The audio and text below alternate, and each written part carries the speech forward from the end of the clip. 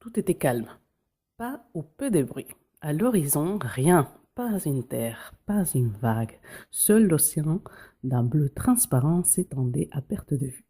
Dans le ciel, les rayons chauds du soleil transperçaient les rares nuages blancs et venaient frapper les pirates pressant sur le pont du bateau. Il faut dire qu'ils restaient là, plantés, à ne pas faire grand-chose. Les plus actifs jouaient aux dés ou aux cartes, et les plus inactifs étaient allongés, assis ou debout, à attendre. Une seule chose leur permettait de prendre leur mal en patience, le rhum, qui coulait à flot. Malheureusement, la boisson n'arrangeait en rien leur motivation. Tous, plus ou moins saouls, n'avaient qu'une envie, ne rien faire et oublier. Ils étaient complètement désintéressés de leur bateau, qui, libre de choisir sa propre trajectoire, flottait sans direction précise. Il faut dire que les capitaines, désœuvrés et sans idée, ne savaient plus vraiment où se diriger.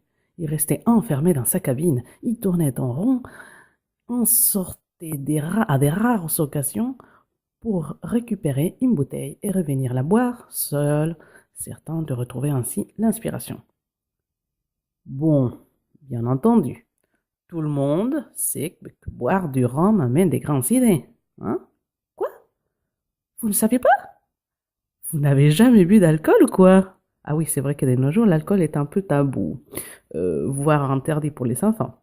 Enfin, sachez que quoi qu'on vous dise ou qu'on ait pu vous dire, l'alcool, bu raisonnablement, permet de se sentir invulnérable. Fini les peurs et les problèmes physiques.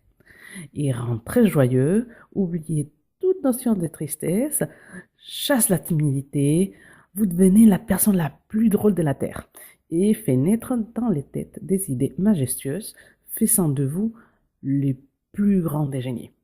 Sans oublier que, passer les premiers verres particulièrement immondes au goût, ça devient vite un régal. Puis c'est bon pour les cœurs et les artères et ça purifie, nettoie et conserve le corps. Bref, vous verrez vite que l'alcool est souvent bénéfique.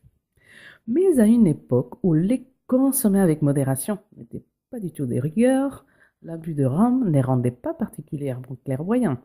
Ça permettait au moins d'oublier. Les pirates et les capitaines, désireux de ne pas se souvenir, embrumés par l'alcool, végétaient tranquilles et insouciants. Quoi? Végéter, qu'est-ce que ça veut dire? Ah oui, les enfants et les vocabulaires, ça fait deux. Bon, t'as compris l'idée générale, non? Hein? Des fois, faut pas chercher bien loin, comprenez l'idée du texte et vous pourrez en déduire les mots. Végéter, ça veut dire qu'ils sont là, stagnés, apparaissez si tu préfères. Paresse, ça, vous devez tous connaître, hein? La paresse, c'est un de vos gènes, hein? C'est quoi un gène? J'en ai marre, c'est qui en vous.